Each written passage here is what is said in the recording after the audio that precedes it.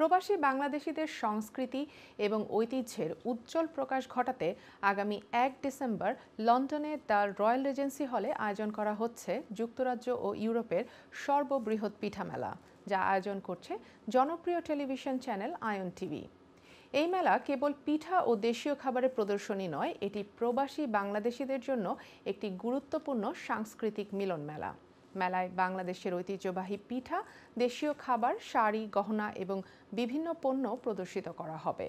এর পাশাপাশি থাকবে বাংলাদেশের জনপ্রিয় শিল্পীদের সঙ্গীত পরিবেশনায় এক জমকালো সাংস্কৃতিক সন্ধ্যার আয়োজন। এই আয়োজন প্রবাসীদের মধ্যে দেশের সংস্কৃতি ও ঐতিহ্যের উষ্ণতা পৌঁছে দেওয়ার পাশাপাশি সম্প্রীতির বন্ধনকে আরও দৃঢ় করবে। মেলায় অংশগ্রহণের জন্য স্টল বুকিং কিংবা বিস্তারিত তথ্য জানতে আগ্রহীদের আয়ন টিভিতে প্রদর্শিত নম্বরে যোগাযোগ করতে অনুরোধ করা হচ্ছে।